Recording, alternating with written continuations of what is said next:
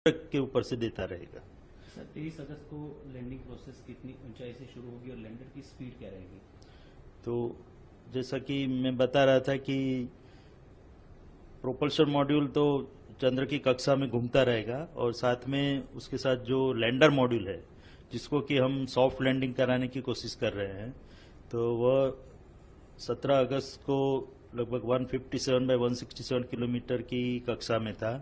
वो अभी 113 बाई 113 की ऑर्बिट में घूम रहा है और उसको 100 बाई 30 किलोमीटर की ऑर्बिट में जाने के बाद 23 अगस्त को 30 किलोमीटर की ऊंचाई से वह नीचे की ओर प्रयाण करेगा। सर लैंडिंग में कितनी मुश्किल हो सकती है और यदि 23 तारीख को कोई टेक्निकल प्रॉब्लम आती है तो क्या होगा सर? तो 30 किलोमीटर की एल्टीट्यूड या हाइट से लैंडर नीचे की ओर चंद्र की सतह पर जाने का प्रयास करेगा 23 अगस्त को, और उसके 2 घंटे पहले हम पूरे जो कमांड है वो यहाँ से जो हमारा बाइलालू अर्थ स्टेशन है वहाँ से अपलोड कर देंगे लैंडर मॉड्यूल के अंदर। और उसके बाद जो लैंडर मॉड्यूल की हेल्थ चेकिंग, टेलीमेट्री और चंद्र में जो स्थिति है उसको सबको ध्यान में रखते हुए लगभग 2 घंटे पहले हम ये निर्णय लेंगे कि उस दिन चंद्र पे उतराण करना ठीक रहेगा कि नहीं रहेगा। तो अगर मेरे ख्याल से कोई और मुश्किल तो आने वाली है नहीं और हम पूर्णतया 23 अगस्त को ही चंद्र पे उतरने का प्रयास करेंगे। बट अगर कोई हमको ऐसा आपत्तिजनक लगता है तो हम लैंडिंग को पोस्टपोन करके 27 अगस्त को करेंगे। तो उसके लिए भी हमने पूरा सावधानी बरती है और उसके लिए जो भी कार्य करना है, जो सब प्रणाली है वो सब भी तैयार रखी है। तो हम जो मोस्ट प्रोबेबली हम 23 अगस्त को ही उत्तरायण करेंगे, अन्यथा 27 अगस्त को।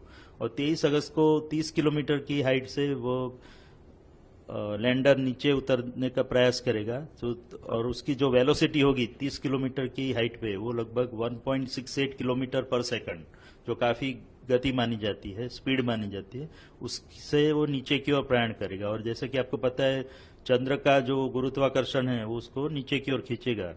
तो उसके बाद वो इसलिए हमको जो थ्रस्टर इंजन है उसको रेट्रोफायर करना पड़ेगा, जिससे कि उसकी स्पीड कम होती जाए और धीरे धीरे जब चंद्र की सतह पर पहुंचेगा तब लगभग 0 स्पीड हो जाएगी उसकी। तो उसके लिए हमको इंजन थ्रस्टर फायर करेंगे। तो ऐसे 4 थ्रस्टर इंजन हमने लगाए हुए हैं लैंडर मॉड्यूल में। तो पहले 30 किलोमीटर से वो 7.5 किलोमीटर पे आएगा, वहां से 6.8 किलोमीटर पे आएगा। उसके बाद वो 2 इंजन हम बंद कर देंगे और फिर 2 इंजन से ही नीचे की ओर प्रयाण करेगा। जो 2 इंजन उसको रिवर्स थ्रस्ट देंगे, जिसके कारण जैसे कि मैंने बताया जब 30 किलोमीटर पे था उसकी गति 1.68 किलोमीटर पर सेकंड थी, वो 6.8 किलोमीटर तक आते आते 350 मीटर पर सेकंड तक हो जाएगी, यानी कि 4 गुना कम हो जाएगी। उसी तरह वो 6.8 किलोमीटर से फिर 800 मीटर तक आएगा और तब लगभग उसकी स्पीड जो है वो 0 मीटर पर सेकंड जैसी हो जाएगी। और उसके बाद सीधे 150 मीटर तक नीचे प्रयाण करेगा, जिसको वर्टिकल डिसेंट बोलते हैं। और उसके बाद अन्य जो हमने सेंसर और कैमरा लगाया है उसके इनपुट लेके और उसमें जो रेफरेंस डेटा स्टोर किया गया है, रेफरेंस इमेजेस, उससे उसको कंपेयर करके वो डिसाइड करेगा, वो निश्चित करेगा कि वो जो जगह पे लैंडर खड़ा है वहां पे घूम रहा है वह उसके सीधा नीचे उतरने से वो सही जगह पे लैंडिंग कर पाएगा। अगर उसको लगता है कि ये जगह अनुकूल नहीं है तो थोड़ा XY डायरेक्शन में प्रयाण करेगा, थोड़ा दाईं ओर या बाईं ओर मुड़ेगा और लगभग 60 मीटर तक जाएगा और उसके बाद सीधा नीचे प्रयाण करेगा। तो ये दोनों सिनेरियो हमने प्रोग्राम किए हुए हैं।